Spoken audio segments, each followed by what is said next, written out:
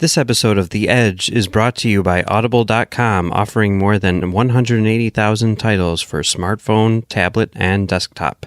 To get a free audiobook of your choice and help Trek.fm at the same time, visit audibletrial.com/trekfm.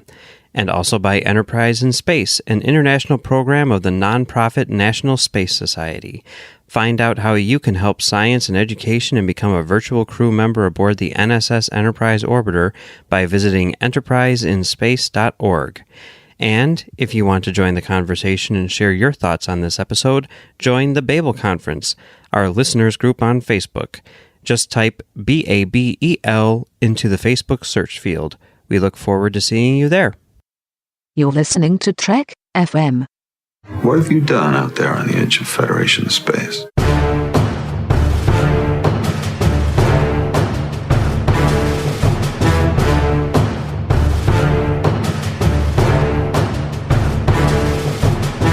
Welcome to The Edge, Trek FM's dedicated podcast to Star Trek Discovery. I'm your host, Brandon-Shea Mutala, and joining me today is two wonderful guests, one of which is joining us for the very first time on Trek FM. We have got John Tenuto and his wife, Mary Jo Tenuto. How's it going? Good, how are you? Hi, Brandon. Hi, I'm doing great, and it's a thrill to have you on. It's a thrill to get you on, Mary Jo, because you haven't been on Trek FM before. We've had lots of conversations with John, but we're going to get you on for the first time to talk about your love of Star Trek. And normally what we do when we have new guests is we talk about how they kind of discovered Star Trek. So I'd kind of like to do that first. How did you discover Star Trek? Did you know about it before you met John, or is it all John's fault? It's mostly John's fault. I knew of Star Trek Next Generation because my younger brother would have it on, so I recognized Patrick Stewart as Picard, but I didn't watch a full episode until I was in college. I was working on my graduate thesis, and John would catch up watching Deep Space Nine that he had previously recorded. And so I'm hearing words like Pah-wraiths and Bajorans, and I would, poke my head out and I'd ask him questions about it. And of course I got sucked in. And so I watched, and then I had to watch from the beginning, and I loved it right away. And that was 20 years ago. Yeah. Which would you say is your favorite series? Oh, I'm going to go with Next Generation, but I like them all. I like that too. I like all of them. You get people who are like, this one's better than this one. And, I've got my favorites as well. But really, honestly, I do love all the Star Trek series. So I'm fine with that. Star Trek is like Excellent. pizza. There's no such thing as a bad pizza, and there's no such thing as bad Star Trek. For me, the analogy is chocolate. It's like Deanna Troy says, right? She never met a chocolate she didn't like. I have a friend that puts bananas on their pizza. Oh, that's interesting. That sounds bad. That might be bad. That might be the first bad pizza. I don't know. I'd have to try it, though. Well, it depends on what kind of bananas. Are they like the crunchy, the dried bananas? I think they just do regular bananas. She just cuts it up, and I don't know. I'm like, no thanks. I don't want to try that. That's the alternative universe pizza. Excellent. Right on. Well, we are talking about the penultimate episode in season 1 of Star Trek Discovery. Lots of things happened. This was a little bit slower paced of an episode, but what we had in this episode was we had a lot of, game pieces being spread out among the board. A lot of changing storylines, a lot of changing events, and a lot of setting up for the finale, which is coming next week. And I think it's going to be really interesting. And I think we got a lot to talk about here. The topic that I want to start out with tonight is talking about Tyler. And I'm not quite sure how to feel about Tyler right now, because we've kind of been taken on this whirlwind with this character in that, is he Voq? Is he not? And now that we've discovered that he is, this episode kind of approached it in a really strange way where it almost feels like they're giving him a clean slate. Yeah. And, what do you guys think of that? Yeah, John and I have had a lot of discussions about where they're going to go with Tyler, and where I thought they were going to go, they didn't go. Because I thought it would be interesting if Tyler did not have any of the memories of his relationship with Michael, And then you could go into season 2 where Michael remembers the relationship, but Tyler doesn't. And so when she looked at him, she'd have those memories, but he couldn't, return those, those feelings or those thoughts. But obviously they didn't go in that direction. Yeah, it was an interesting, in part because they haven't really explained exactly what happened to him. So we're not, they've come close to explaining it, but from what I gather, this is Vought physically transformed. So in terms of whose body that isn't the body of Ash Tyler. It wasn't that Ash Tyler was laying there on the table next to Vought and they did some kind of, Kotrick transfer or something of Vought and imprinted him on what is biologically another person. This is Vought physically, and he was altered to either look like or using parts of Tyler. We don't know if the original Tyler is alive, or you would presume he's dead. But who in essence is this character? I don't think anyone really knows. I wonder if the writers know. I mean, it may be one of those things where they have a vision of where the character's going, but they're allowing themselves some freedom as the season kind of progresses. But I think it's confusing, I think, for the audience because we don't really know the backstory, and so they very much did, I think, kind of reset the character to be just Tyler in this episode. This seems like this must be what the real Tyler was like. But then does he have any of Vought's strength? Because they talked about how his fingers were filed down. So is that Vought's skeleton? His heart was broken into pieces, he says. So does he have part of a Klingon heart? I was waiting to see when he went to the replicator if he would have the urge for Gagh or something like that, and that would show that there's little element of Vought. So this is what I'm understanding here. So from based on what I've seen in the episodes, Vought has been physically adjusted. They cut up his body, they filed down his fingers, and they did everything they could to make Vought look exactly like Ash Tyler. And then somehow they took Ash Tyler's mind and they imprinted it over top of Vought's mind with this way that they could call him back with the code word later on. But everything about him is Vought, just been mutilated and torn down. And so, he is a Klingon and he is Vought. Now, in the last episode when L'Rell was doing that thing with the gloves, she was fixing everything, and she basically killed the Vought personality and made Tyler the dominant personality, and that's why she gave that Klingon death howl at the end, right at the end of that operation. However, with Tyler being the dominant personality, he still has Vought's memories in here, as he talked about in this episode. So he's able to call back on all that stuff. So he remembers, all these actions that he's taken throughout. But it's odd that Saru is letting him walk around free. Yes, he's got this bracelet on that I guess is monitoring his location, and he's had a lot of his, privileges revoked and whatnot. But I'm just surprised that they're letting him walk around the ship. That is a trend on Discovery, isn't it? That although a lot of that can be explained away by Lorca and Lorca's plan and that kind of thing, and therefore that at least previously that could be explained away by that. I mean, to just this the allowance they gave to Michael, and it seemed to be a very cursory check of who Tyler was. They didn't run any kind of deep medical scan, it appears, because Culber was able to determine it in a very short period of time, and that he was actually Klingon.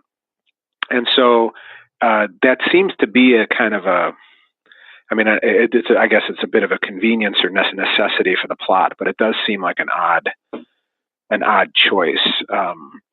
In some ways you don't know too if L'Rell's playing any kind of a game, right? So is Vought really gone?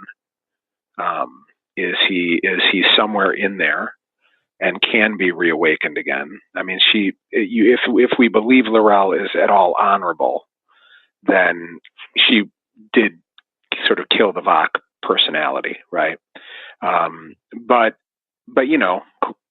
we don't know how these Klingons are. We're not entirely sure. These are kind of a new type of Klingons that we're coming across on Discovery. So do they have the same kind of honor code? Or, I mean, they seem to be duplicitous in and of themselves. She comes from that house, right? And so the other thing that I think is interesting is it kind of adds a dimension to the Arne Darvin character, right? Because, I mean, you can presume that he had to have gone through a similar process. And I guess the IDW comic actually hinted at that. If you ever read that, sort of the IDW comic on that from several years ago, they do kind of show that it was a very sort of a brutal, painful process that Arne Darvin went through. That it wasn't the Federation, do a little kind of wave over your face and they put some makeup on you or that kind of thing, or the fairly painless transformation, obviously, that Picard and Data went through to become, Romulans, or Sisko and his crew went through to become Klingons. That was more of a makeup presentation and not a biological thing.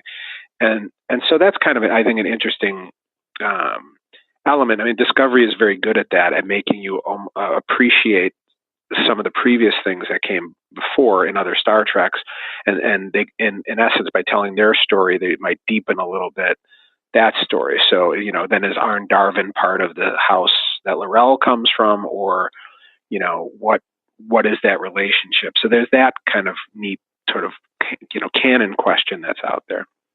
I guess from my own perspective, when I was watching that sort of sequence between Michael and Tyler, that the other characters were really capable of showing him compassion, I thought was a very sort of Star Trek message, right? That they're smart enough to recognize that this person was not in his right mind and was not acting as he would have had he had the personality he had now. And that's been, in other episodes have dealt with similar kinds of ideas and possessions by aliens or something, and people behave in horrible ways and that kind of thing. But Michael doesn't seem to be willing, or at least able, because she had a little bit more of obviously not only an intimate relationship, but a physical confrontation with him. And her line about his eyes being, when she's looking at his eyes, that she sees Vox, but that at the same time he's the one who lied to her. That she doesn't perceive the lie as coming from Vok, that the lie came from Tyler, and that's really what her problem seems to be. I thought it was a very interesting kind of spin. Because she's more upset, and she said that she's more upset with the fact that had things been getting too bad with his post-traumatic stress, he was supposed to reach out to Burnham for help, and he didn't do that, and he was lying to her. And that's the part that's hurt Burnham the most. Mm-hmm. Yeah, I mean, it's a bit. I mean, I'm again, like, that's what I meant about me still trying to wrap my brain around it, because I'm trying to figure out, like, from Tyler's perspective, this relationship he had with L'Rell was a violation. From Vok's perception, it would have been their romance, right? I mean, there was nothing untoward about Vok and L'Rell together. They loved one another, apparently, and.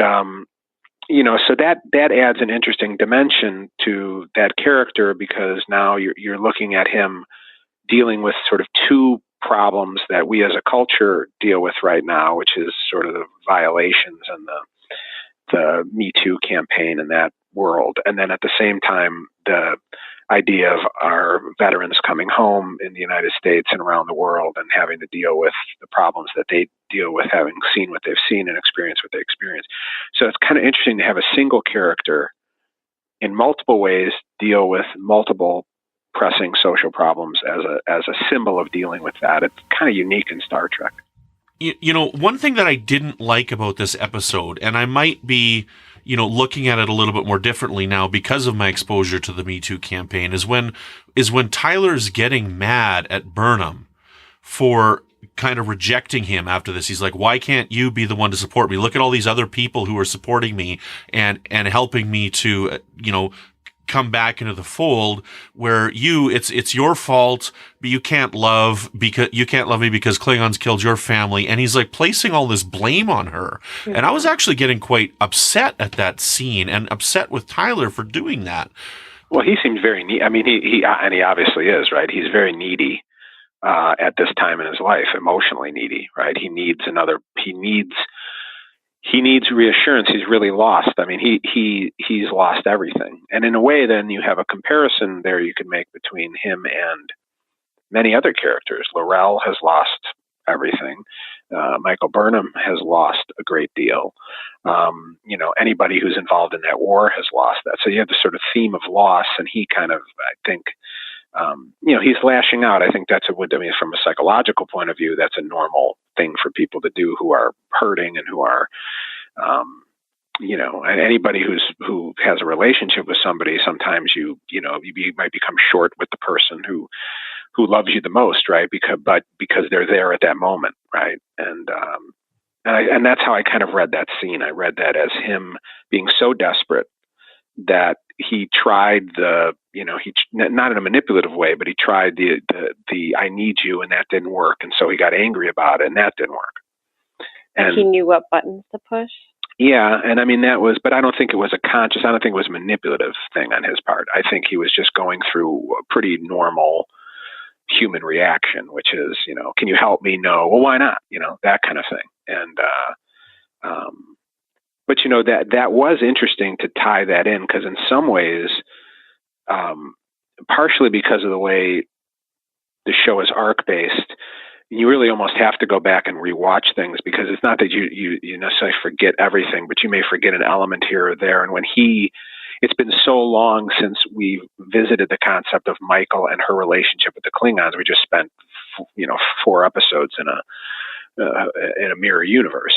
It was 4, right? I think they were there for 4. Yeah. And so, it's been such a long time since she had any connection with any Klingons that, and then we had the break, there was all that. It was just a very long time. That element may have been forgotten in a way. And that was nice that they brought that back, that she has a history with the Klingons that predate even the Battle at the Binary Stars. Mary Jo, what did you think of Tyler's reaction? I thought that I was surprised by that, by him pulling, saying about her, the Klingons killed her parents. I was not expecting that. Yeah, it's just, I wonder where they're going to go with this in season 2. Are they going to resolve this, next week? I don't know where they're going to go with that. See, the interesting thing is the writers have said that they're going to resolve the Klingon arc this season.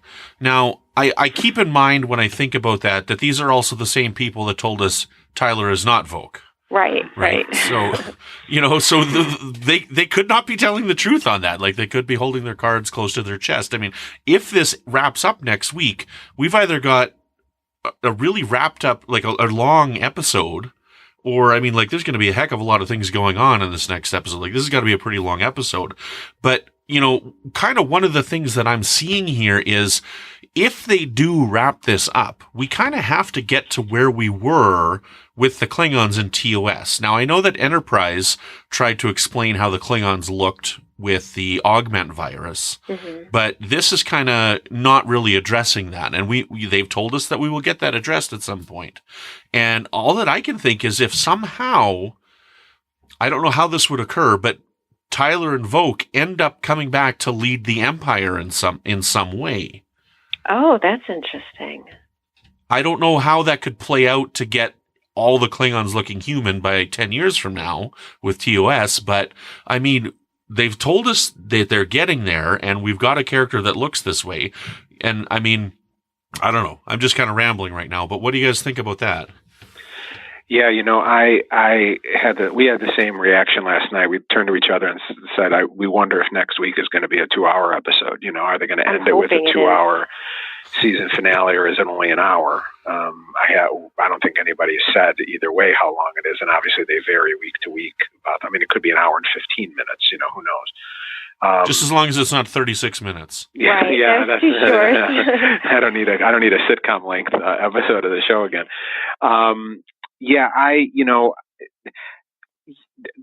in terms of like canon and continuity, there's lots of questions, right? I mean, and one of the questions that bothers me is, Spock keeps things close to his vest, in terms of family. He didn't reveal about Sybok, for example.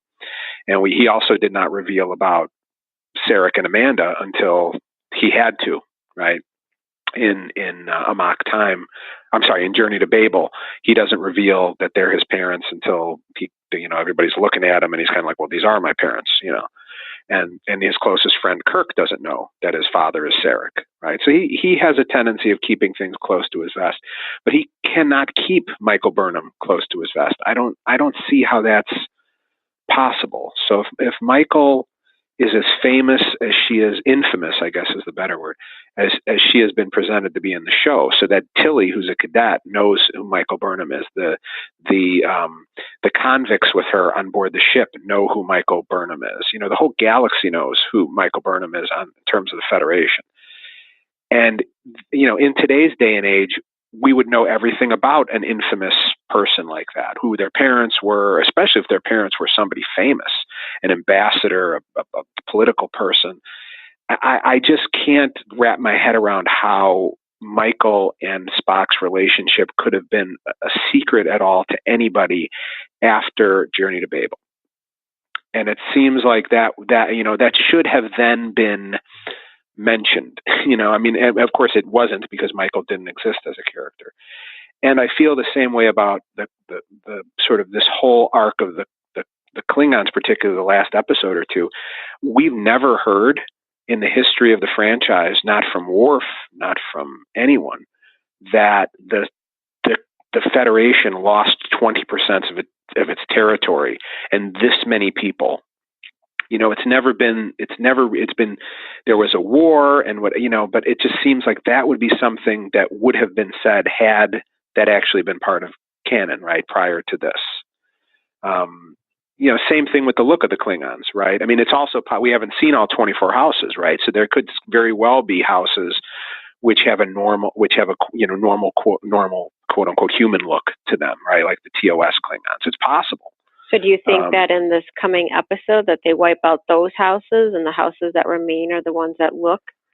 I mean, that's a possibility, right? That or the house that ascends to the top is a house that looks like humans that we are going to be introduced to in this episode that's coming up. I mean, that just seems like, there are complications with the way that they position this show in a way that did not exist with Enterprise. So Enterprise, even the technology of this show, there needs to be an explanation why no one else uses spore drives, right? Maybe that will be addressed on the show.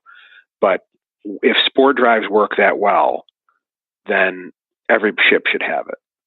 And where are the holograms on the Constitution class ships? I mean, there's a lot of these kinds of questions, which has always led me to believe, I wonder if we really truly are in the Prime universe, or if that's going to be a surprise next season or the season after that, when all of a sudden we meet cage-dressed, Pike, and we actually find out we haven't actually been in the Prime universe. And I thought that Enterprise, the ship looked. It didn't look more advanced. The technology looked kind of souped up a little bit, but the phase, they had phase cannons, not phasers. They had grappling hooks, not tractor beams. The Discovery is so incredibly advanced compared to what are supposed to be the flagships of that. It's those kinds of things, and so I have to kind of tailor my own expectations that all of these questions are not going to be answered next week. And I don't even know that all of the questions are going to be answered next week, except perhaps the Klingon storyline. We're probably not going to have a resolution for Tyler. We're probably not going to have a resolution for, Michael. What do they do with L'Rell? They're not going to keep L'Rell in the brig. I mean, there's a lot of open questions for one episode to answer. But Mary Jo, what do you think they are going to do with L'Rell? Like, what are your predictions on that? I was wondering, I was thinking even before last night's episode that maybe she would come to see that the humans aren't what she was taught to be, or, taught to believe, and that she would end up helping them fight, helping them with the Klingons, with the war. But it doesn't look like they're going. I don't know. It doesn't look like they're going in that direction. We had this interesting discussion between Cornwell and L'Rell in the brig, and these two women have a mutual respect for each other. You know, that was developed when she was a prisoner on the ship. And my interpretation of the events with L'Rell is that she wanted to get on Discovery because she was fed up with what the Klingons were doing, and she didn't think that whatever mission Voq was on would be a success, because too much corruption had happened in the Klingon Empire and it just went too bad. So she wanted to get off of the Klingon ship and get to Discovery so that she could be with Voq and, I don't know, replan something and what they were going to do at that point. Right? So that's my interpretation of it. And that, again, and now that we find out that she was in love with Voq and Voq was in love with her, I think that solidifies the claim that she was simply trying to get back to Discovery. And that conversation that she had with Cornwell in the brig, she's like, look, we're Klingons and this is what we believe. I mean, if T'Kuvma united all these people, well, then that's a good thing that he did. But it sounds like they actually aren't united. And, you know, in order to beat us, you're going to have to conquer us. Yeah, I thought, you know, well, there are two things really. One is I thought that one of the things the episode did quite beautifully was there was a lot of two-person conversations in that episode. Yeah. Stamets and Tyler, Michael and Tyler. I thought Tilly was singularly at her best in that episode. I mean, that was an interesting character this week. She wasn't kind of the flighty, confused, cheery person. She was a compassionate, intelligent character. And I thought that was a wonderful scene between her and Michael, with a really interesting discussion about what makes a person, and it is, and arguing, and Mary Jo and I are both sociologists, so we were very happy to see the social argument, in there, that it's who you are interact with and what people expect of you, and how people treat you is how you turn out. And then they had, the conversation between, Admiral and L'Rell.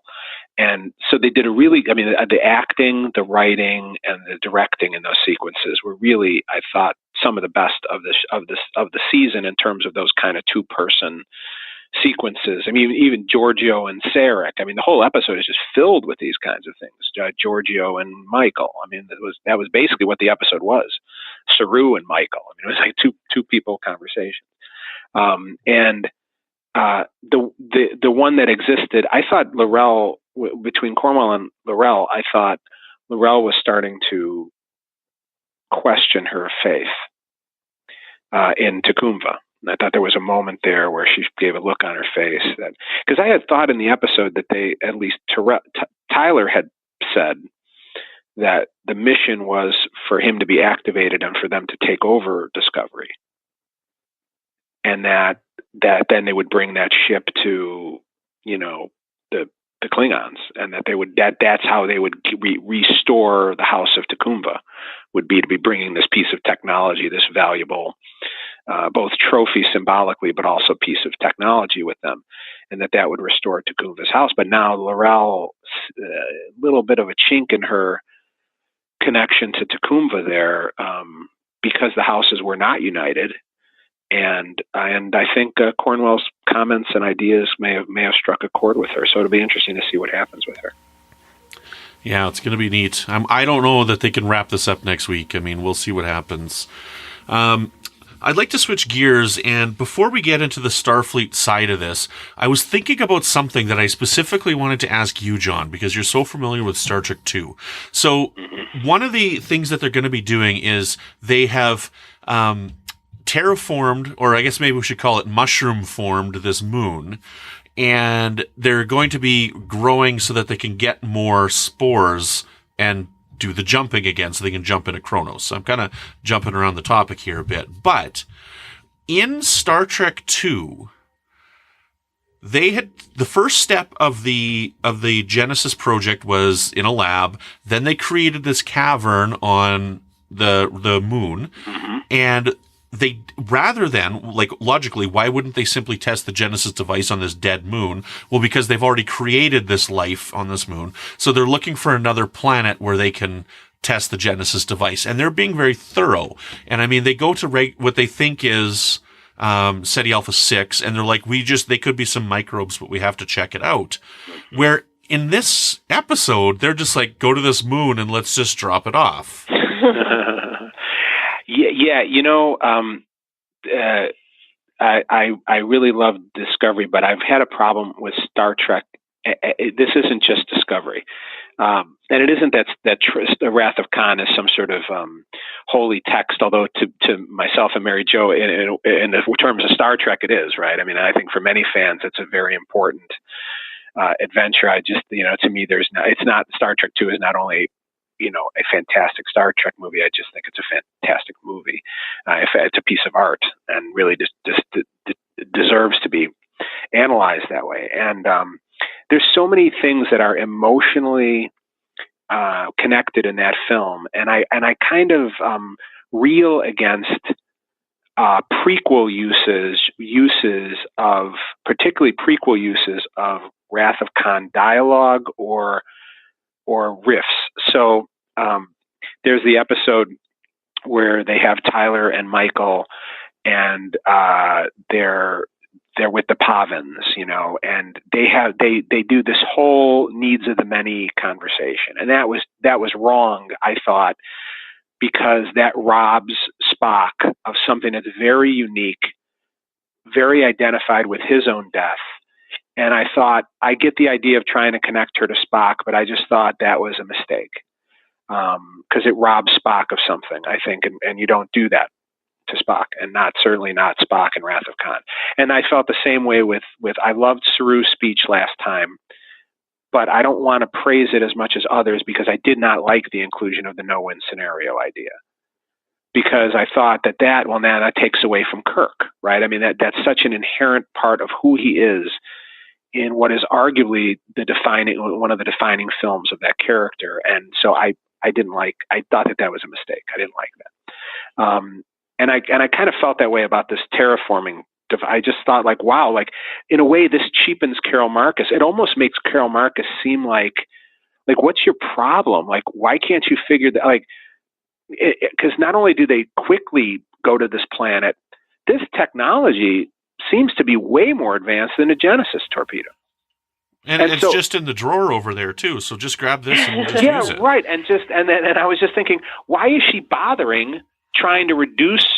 What's the difference, right? So you use 50 little torpedoes, and she's trying to do it with one big torpedo. I mean, it was just like, wow, what a diminishment of that character. And she's not. I mean, Carol Marcus is just, I think, just a fantastically brilliant, great character in The Wrath of Khan, and she's able to hold her own with Kirk and Spock and everybody. I mean, she's a really great character, but I think that cheapens her a little bit. And I did feel the same way. Like, boy, that was fast. And I think that was, it felt like that was kind of like, well, we're coming to the end of this arc, and we have to wrap this up. And so we're not going to spend time dealing with, in a way, ironically, discovery or exploratory things, and we're just going to kind of skip over that plot point. I understand why they did it, but I just felt it was very convenient. And boy, it seems pretty easy to grow that mycelium. So why was this ever a problem? Yeah. Because, why couldn't he then just terraform his lab? Right. Because they had it growing in there already. I don't know. So, I mean, the only logic I can give to it is that it's mushrooms, and maybe mushrooms go faster than everything else, and all he was trying to grow was mushrooms. Right. But I don't know. I'm just like, they did not test that planet. They just dropped these 50 torpedoes, and, whatever was on there, anything or not, it's now gone and turned into a mushroom. So, whatever was there. I don't know. I just was really thinking about that. I'm glad you were as well. I figured you probably would have been. Yeah, I definitely felt, we both, Mary Jo and I both felt we both looked at each other and said Genesis device at the same time when we were watching the episode. Yeah. Anywho, okay, so let's move on to a little bit with the Starfleet plotline here. Now, the first thing that we get is this Starfleet crew beaming through the shields, right, onto the ship, and they are wondering where's Lorca and what's going on. And we find out it's because the mirror discovery has actually been destroyed by the Klingons, which is unfortunate because I was really hoping to find out what the mirror discovery had been doing. So I know, I think that's a wasted. I feel the same way. I wish we could have seen them. Yeah. Well, even like an episode, like a flashback episode or something like that. But, I mean, that's neither here nor there. That's okay, I guess. But one of the most impactful things that I saw in this episode really made me think of another Star Trek film that I love, and that's Star Trek VI.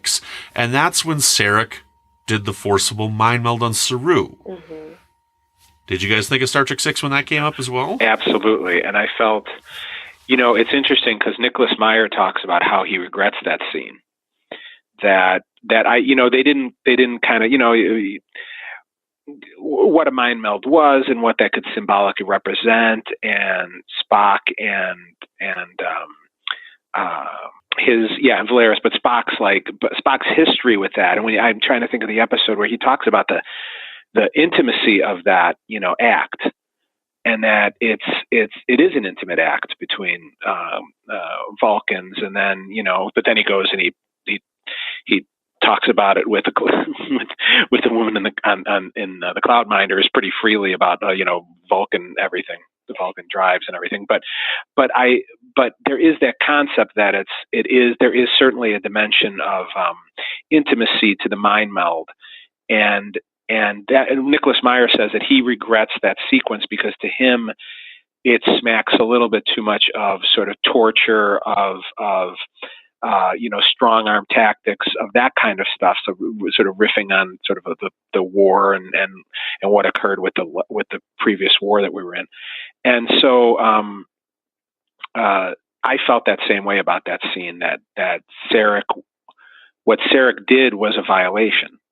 And it's akin to, certainly symbolically akin to, the kind of issues that are being raised in the Me Too campaign. So is this okay then? I mean, because they didn't even touch on it being a problem.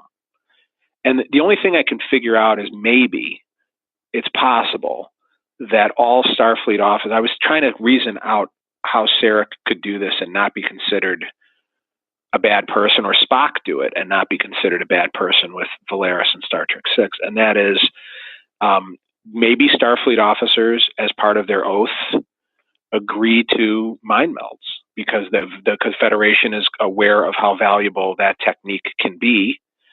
And so just like the Starfleet officers all had to submit to blood tests in DS9 for, to see if they were a changeling, when they didn't have a choice not to submit to it, they would either have to leave the service or submit.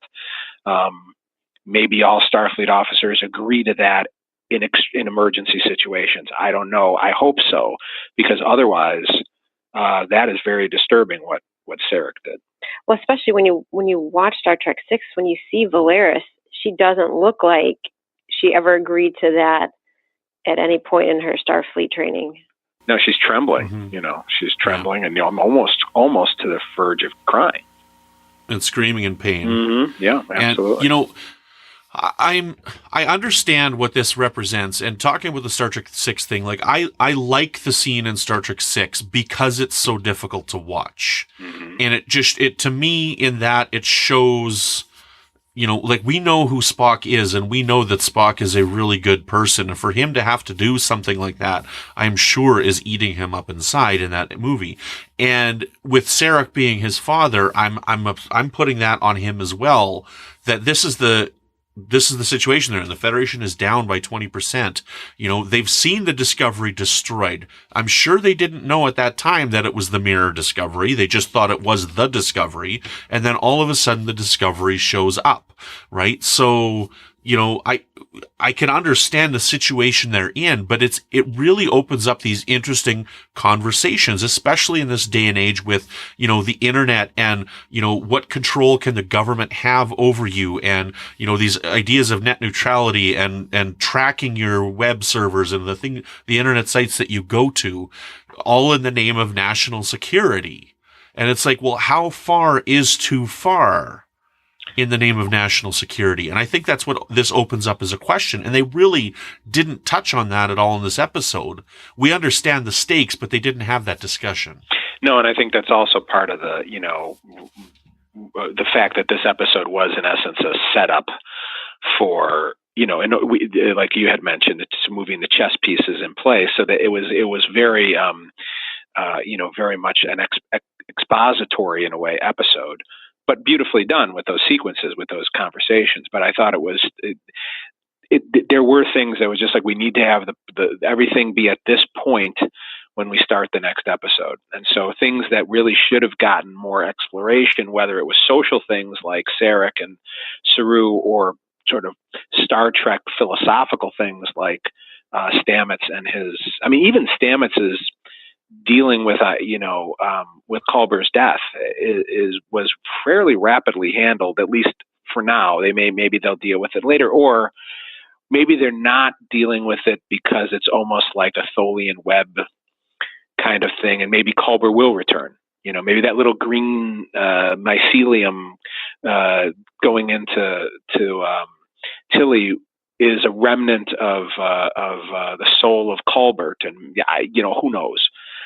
So maybe they're not going to spend a lot of time with him, sort of mourning or dealing with it, because in essence he's going to be back. I don't know how they're going to play that, of course, but I did like his reaction. I thought Stamets' reaction was a very interesting reaction. But that is something that has always bothered me. That it bothered me last night, and it bothered me with Star Trek VI. Because part of my idea is, the real world is full of complications, but one of the reasons I like to have fictional role models is fictional role models can always be written to do the right thing. And so I don't know that I give characters a pass just because they're in a dire situation, that it's okay to give up your principles. And Star Trek has always kind of sided on the fact that you don't do that. Janeway was a great example of that, right? Where she would be like, you don't give up Starfleet principles just because you're in a bad situation. And it sounds like that's where Michael is next week. It sounds like she's arguing for a Starfleet resolution to this, rather than what appears to, I don't know what the direction that they're going in next week, but it appears to me they might be doing something far worse to the Klingons than Michael or Saru think they're going to do. The other thing that the mind meld was making me think of as well is then the parallel symbolism in the show itself, with Sarek mind melding Burnham in the mirror universe, right? So, absolutely, yeah. They've used Sarek in a kind of interesting way in this show, right? Where he's really there to illuminate other characters. So it's through Sarek that we learn about Michael. It's through Sarek that we learn a little bit more about Spock, right? That episode Lethe was great because it really helps you understand why Sarek would be very disappointed in Spock not going, right? Because he sacrifices, in essence, one child's future on the presumption that his biological child will make this choice, and the child doesn't. So he feels a sort of a betrayal for having to also make that choice, and also the kind of connection that Sarek has, and sort of serving as a truth detector. So he that seems to be his purpose in this show. Is not so much, we don't learn much about Sarek, but we learn a lot about the people who interact with him, or he interacts with. Mary Jo, did you have anything you wanted to add on mind melds? No, we both picked that up, that, there was no consent there. And I don't remember, Saru didn't really react as if it was like a violation. He didn't seem too upset, not like Valeris in Star Trek VI. So what they're doing is they're now taking Mirror Giorgio to Earth, well, not to Earth, to Starbase 1, which is 100 AUs from Earth, which I didn't like that number, and I did a little research, and I'm like, where is this planet? Because for those listeners that don't know what an AU is an astronomical unit, and an AU is the distance from Earth to the Sun. Okay, so to give you a rough example, I took a look, and Pluto's orbit is kind of an oval, but the average of Pluto's orbit is 39.5 AUs. So this thing is 100 AUs from Earth. And I'm like, where is it? Yeah, which planet is that? Which planet is that? Yeah. Is that Xena? What is that orbiting? Is that planet Xena from the 1990s when they were trying to figure out what that planet was? Yeah. So we can give that a pass. I'm guessing it's the same kind of thing as that planet that was looking at Vulcan when Chris Pine was on it in Star Trek 2009. Right, but we'll just go with the science fiction of it. That's okay. But so this is, anyways, it's very close to Earth, and it's been taken over by the Klingons. So they have to get out of there fast. But that means this war is like way worse than even they thought it was, if they're literally knocking on Earth's back door. Mm-hmm. Yeah, I thought that the map that they showed you I almost felt like we were watching one of those movie serials from the 1930s where, the person was tied to the track, and the train was really near them, and then they'd cut away and you had to wait till next week. Then when you come back, the train's reset and it's like, 100 miles away. And then the guy rides in and saves the person. I kind of felt that way because the way that they ended last episode made you think that what's past his prologue made you think that almost the whole thing was taken over by the Klingons. I mean, it looks like they controlled a huge portion of space, but what we're looking at, I guess, is a smaller portion of the space. And I felt that way kind of with this episode, but then they kind of brought that back that it isn't only 20%, which is significant, of course, but that they're coming closer and closer to Earth, which, is that Star Trek, trope that, Earth is in danger, therefore all the entire Federation will fall if Earth falls, which I always thought was kind of a strange concept, but considering the Federation is made up of all these different worlds, but I mean, they're using Earth is so important. Yeah, I mean, it's the same conceit they're using with Kronos, right? The Klingons are an empire, and right. It would hurt badly, but would it destroy them? And it also seems like the idea I got from this episode is that Starfleet has never had to face an enemy that was so vicious, that attacked children and medical facilities and food barges and all of these things. Like they'd never faced an enemy that didn't adhere to rules in war. And I'm just surprised, like, why aren't they using the leadership that exists? I mean, why do they need Mirror Giorgio, period? I mean, I have no military experience, and I have trouble playing Stratego, but I could tell you, I would have thought of the idea of attacking Kronos. And I can't believe that they needed Mirror Giorgio to be the one that gives all these brilliant Starfleet admirals. And, where's Pike, right? And I mean, that is sort of a question with the there are questions I have which just keep gnawing at me that make me wonder, what am I actually watching in terms of where are they in the timeline and which universe is this? Because they're having a briefing and there's not a single, where is the chief engineer in this briefing? We've never met the chief engineer. Stamets, according to the creators of the show, according to everybody, he is not the chief engineer. We haven't met the chief medical officer yet. We haven't met the chief engineer yet. How are they not in these briefings? Like, what kind of ship is this? Right? I think it's that they had a concept. It's kind of like Voyager, and they had a concept of the show. They're like, how do we make this different? Oh, we'll do the Maquis and the Federation. We'll set this up, and then we've got this animosity right at the beginning. It's going to be great. Now what do we do with it? Right. And it's like this. They're like, well, let's look at it from not the main character's point of views. Let's look at it from the lower decks point of views. And it's like, well, they don't really know how to do that. And I don't think a show like Star Trek can work with the type of storytelling that they want to tell with lower decks characters. Mm-hmm. Right. Or you have to at least show both. I mean, it's the same principle with, like, where are other Starfleet vessels? We almost never see them. So we have really never stepped foot on another Starfleet ship other than the Shenzhou, the Discovery, and the Glenn was a mirror of the Discovery. Right. So anytime there's a ship, to my recollection, like when Cornwell ship comes up, we don't see it. Right. Last night was really a bottle show.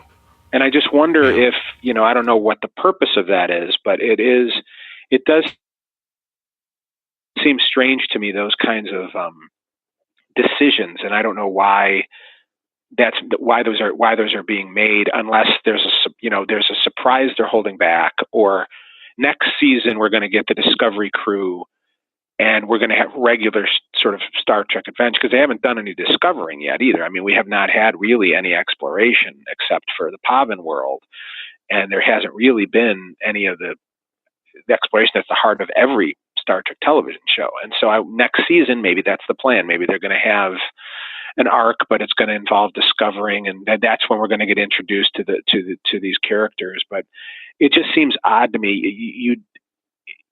Starfleet can't be in such bad shape that they're. I mean, especially because we know Pike is alive. We know Matt Decker is alive. We know that there are great captains out there, and we know that Cornwell's a great admiral. You know, you can just tell she is, and they have all this great leadership, and they can't figure out simple, basic strategy to. I mean, it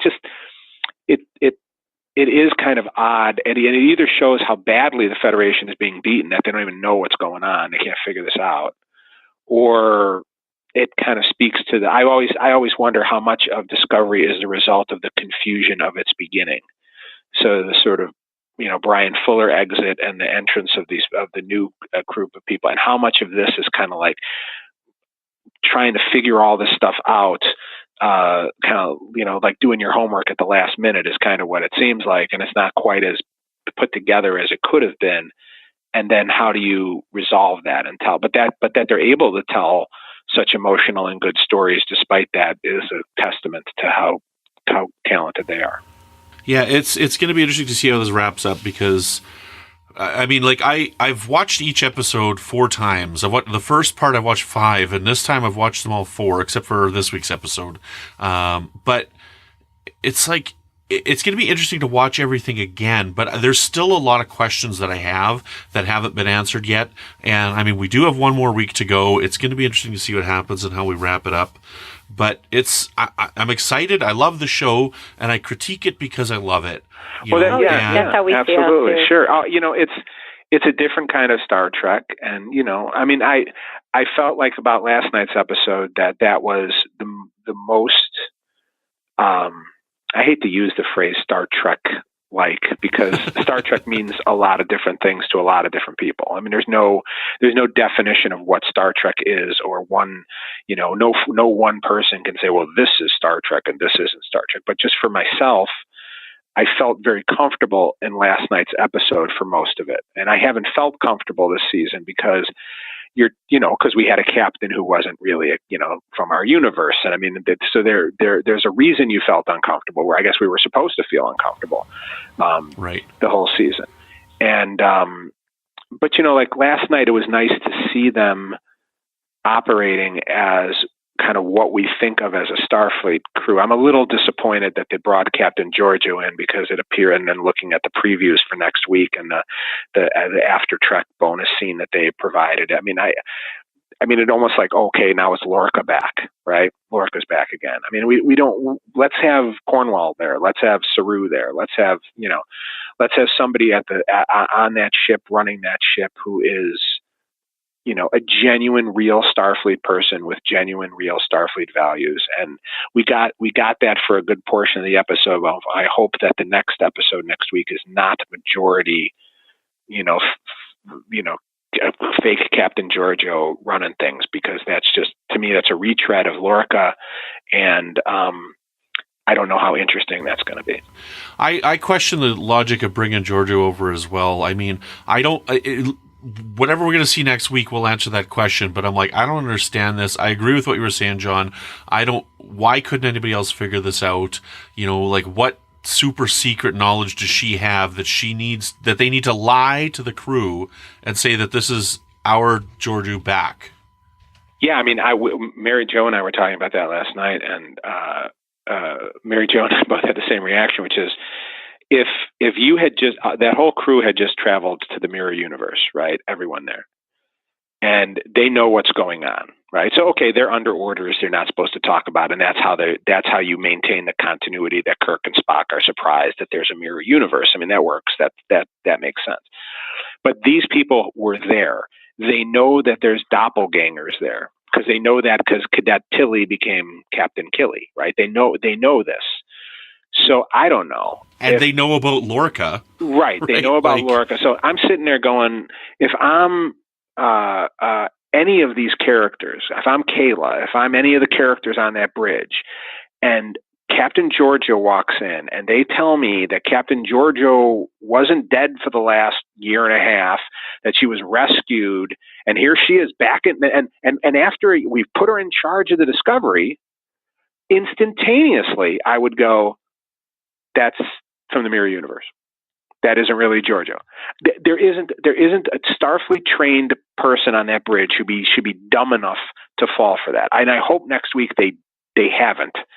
I mean, I hope that I don't know what the purpose of that was, but to trick the crew, you know, is that because her plan is to annihilate the Klingons, like from the face of the earth? Obviously, it's something like that. Giorgio has a plan that's maniacal, and Starfleet has agreed to it. And they either want to keep as much of their people in the dark about it but again, that's what I mean. That's Section 31 stuff. That's not. So do you think that Starfleet wants Giorgio to do their dirty work so it's not on their hands? Yes. Okay. Yeah. They have that's plausible deniability, right? That she's the one who did it. She's the one who ordered it. She may be the one who actually does it. Like maybe she releases some thing into the Klingon environment or something. I don't know what she's going to do, but and that their hands are there. But that seems a very convenient ethical out, which I can't believe that, you know, good quality Starfleet people, you know. The part of the problem is I still subscribe. I was raised under the concept of Roddenberry that Starfleet people they weren't perfect human beings, but that they had risen above our 20th century behavior. And it's okay, you know, Enterprise was not that far ahead, but even they adhered to sort of that Roddenberry ideal in a way. And I don't know how much these characters do. I think Stamets does. I mean, there are characters that do. Stamets, I think, is the most traditional Starfleet character on that show. And he would have fit. You could pick him up and move him to Voyager. You could pick him up and you could move him anywhere, and he'd be fine. If you picked up some of the other, Saru too, I think you could pick him up and move him. You picked up Michael. I don't know where she'd fit. But do you think Michael brought Giorgio to this universe to try to redeem her, like Janeway redeeming Seven? I suppose. I don't think so. What do you think? I think the only reason she brought Giorgio is, again, like I've said it in the beginning, I don't buy this mother-daughter relationship from them. Like, even if you go back to the first two episodes, it doesn't show up well on screen. But I think what they're trying to tell us is she just couldn't let her die again because she let her die once before. So she had to bring her back to save her. And Burnham only did it for herself. You know, like this sense of guilt that she has for letting her die on the Klingon ship. And I don't know, that's just not strong enough for me. And I don't know. It's like this with the way they were talking about Giorgio at the beginning, and they're like, it's a mother-daughter relationship. I'm like, well, as soon as we went to the Mirror Universe, I'm like, well, Giorgio's her ward. She's Giorgio's ward. Like, it's because they told us that's got to be that, because hey, this mother-daughter relationship, and isn't that so nice and so mirror and so awesome? And I'm like, I don't know, I just don't buy that stuff. But I'm a cold-hearted guy, I guess. No, I feel this. I mean, part of it is, you know, I mean, I guess you're not supposed to like the Emperor, right? I mean, I don't like her. Giorgio may be my favorite character. I think she's Mary Jo's favorite character. Stamets we like too, but the original Giorgio. Yeah, but the original Giorgio is our favorite. But so it's not Michelle. I mean, Michelle Yeoh is fantastic. And that shows what a great actor she is. She is that we hate the Emperor, and we love Captain Giorgio. But you know, Michael is this is just my feeling. I don't know, but I think she is very much the result of the confused origins of the show. The what the show was supposed to be. It was only supposed to be a 1-season arc. Next season was supposed to move us to maybe like the next gen era or something like that. And so the shows were only going to have 15 episode lives. And then you have that changeover. And so I think she's kind of the result of that. It's been hard to root for her. I want to, because there's a lot about her to admire. She's a great actress. And so the role is played excellently. she's written very unevenly, I think, and that's again, I think, part of the confusion. I also would think it would be nice, part of the reason that the other Star Treks, I think, had a certain flavor to them is that they had kind of consistent writers across episodes, and I don't, you're seeing a different writer for almost, not every, but almost every episode here, and some, I think, speak a very different language than the person the week before. Now that could work if this was an episodic show, but because it's an arc-based show, it causes problems with the, kind of characters become modular to the needs of the story, which is a bit of a problem. But again, it's not like it's not at all a bad show. It's a great show. But there are, I hope, things that will be addressed next season when they have more time to kind of sort of plan what's going to happen. Right. Well, I want to thank you guys so much for joining me today here. Let's wrap it up. Mary Jo, what do you think is going to happen next week? Oh my gosh, I think we're gonna have even more questions. I don't think they're gonna resolve everything. I'm hoping they resolve the Klingon War. Gosh, I don't know. I just have a lot of questions. John, what do you think? Yeah, I think no resolution to certain things. I don't think we're going to have. We might have a resolution for Michael in the restoration of a rank, possibly, and maybe people showing her compassion. I always thought she was blamed unfairly. By the way, I think that war would have started no matter what she did.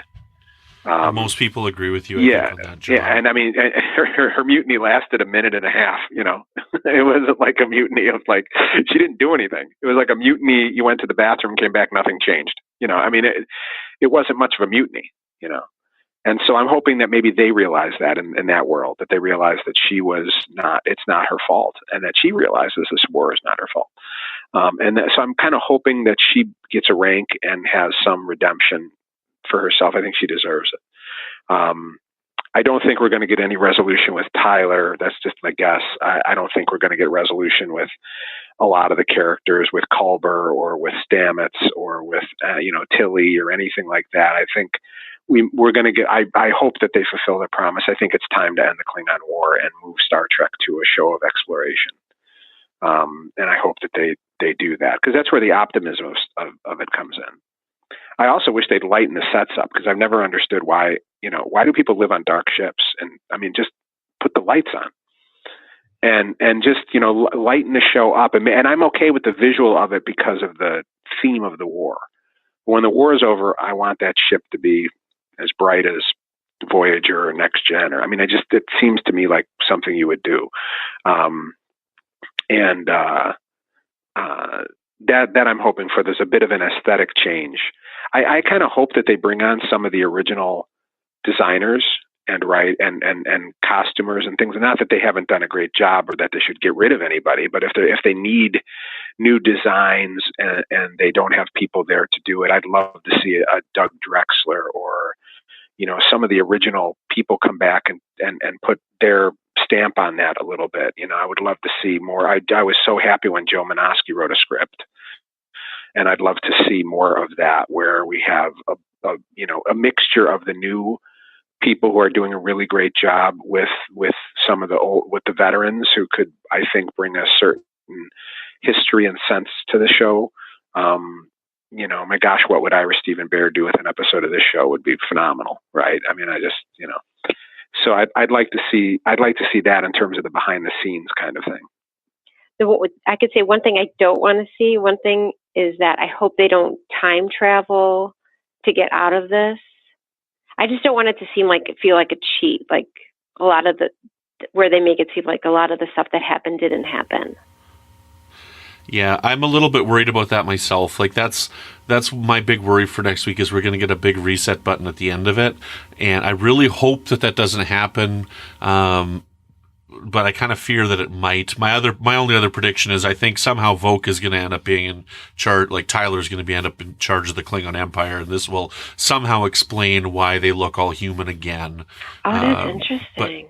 Because because he doesn't have the love of Michael anymore. Maybe, who knows what his. I mean, but boy, gosh, would that play very strange if he had wound up with a relationship with L'Rell? I mean, because from his point of view, I don't know what that says. You know what I mean? What's the message of that? Unless they play it in a way that's kind of different than how I'm envisioning it. But I mean, that's definitely a great idea. Yeah.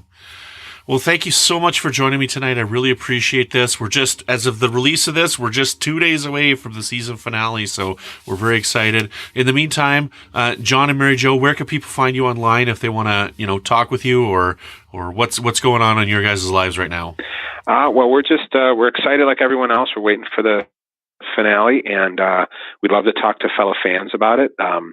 The best way to get in touch with us is just use Twitter, and our name on there is @Tenuto Family. So that would be great to hear what fellow fans think, and talk to fellow Discovery fans, and talk about all the things we love about the show, or would wish for the show. That would be great. We would love that. Excellent, right on. Yeah, give them a good follow on Twitter. The Tenuto Family is a great follow. They always have lots of great information. And the best part, if you're not following them already, is they're the most positive Trekkies out there. They've always got something wonderful to share, something wonderful to tweet. And I just love, and it's a joy whenever I see the Tenuto Family come up on my feed. So, thank you. Yeah, I mean, we do. I mean, we really do. Love Star Trek. I mean, it's such a big part of our lives. When we got married 20 years ago, we walked into the Voyager theme, and it's something that we share with our son. And, I really think the world it's a little bit brighter whenever Star Trek's on. I mean, what other show is there like Discovery right now that's dealing? I mean, we could make a list a mile long of all the issues, social issues, political issues, familial issues, human condition issues that show has dealt with in only 14 episodes. And I think Star Trek really is unique in that way. And that's why we love it so much. And we hope that they keep going. Can't wait for the second season of Discovery. And we can't wait we're praying that there's going to be in-between shows, we're calling them. We don't have a name for them, but we're hoping that there's going to be a con show or something like that that's going to fill in the spaces while we wait for in-between seasons of Discovery. I really hope so, too. So, well, the episode War Without, the War Within is not the only thing we've been discussing on the network this week, so please take a listen to this clip and see what else you may have missed elsewhere on Trek FM. Previously on Trek.fm, Standard Orbit. This episode is one of those tropes. Like, why is Jack the Ripper something that just completely still captivates us in storytelling? It's interesting. People are always obsessed. Like, you always see some new documentary on the History Channel, like, we found the new Jack the Ripper. Was Jack the Ripper a woman? Was Jack the Ripper a political figure? Was he a part of the royal family? It's like, do we care at this point? The 602 Club.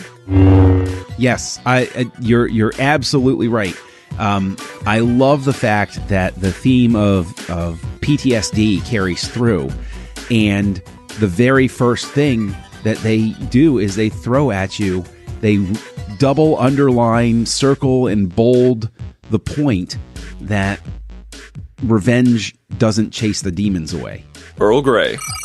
I dragged him over to Seth MacFarlane, who had never met before, and I said, so you're a big Star Trek Next Gen fan? And he said, yeah. And I said, well, I'm Lieutenant Commander Shelby. And he looked at me and he went, that means you're Elizabeth Dennehy. I suppose that's why someone like you sits in the shadow of a great man, passing off one command after he started saying all of my lines to me. And we started doing all of our scenes and lines. Isn't that hilarious? Warp 5. The Guardians are the Borg. That's it. The Guardians are the Borg. Tune in later on. We might talk about it. Let's write that episode together. Right. See, but the thing is that these sphere builders, though, like they must think of themselves as the guardians of the galaxy. And that's what else is happening on Trek.fm. So check out these shows and join in on the conversation about your favorite corner of the Star Trek universe and beyond. You'll find us wherever you get your podcasts. If you're an Apple user, please be sure to hit the subscribe button in Apple Podcasts on iPhone, iPad, or Apple TV, or the desktop iTunes app to get the latest episodes as soon as they are published. And please leave us a star rating and a written review. If you're not an Apple user, we've got you covered as well. You can find our shows on Google Play Music, Stitcher, TuneIn, Spreaker, SoundCloud, Windows Phone, in most third-party apps, and you can stream and download the MP3 file from our website or grab the RSS link as well. We'd love to hear your thoughts on today's show, and there are many ways for you to do that.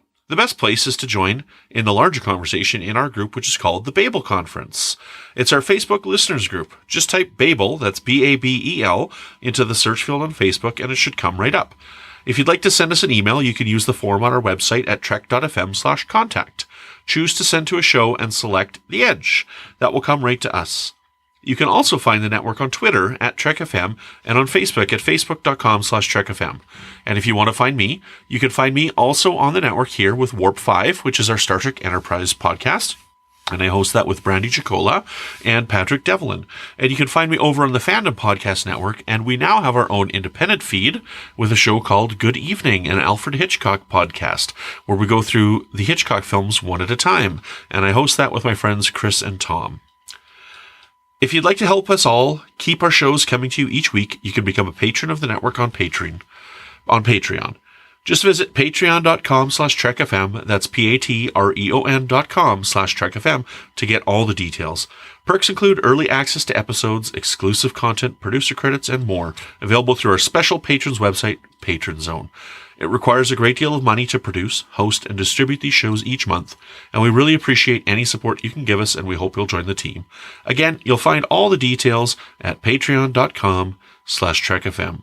And at this time, we would like to give a very special thank you very much to all of our associate producers who support The Edge and Trek FM in general.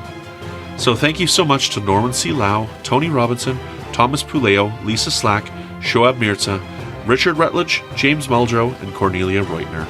Thank you so much. We really appreciate it. Well, that's all we have for you this week. So tune in next week to find out what we've been doing on the edge of Federation space.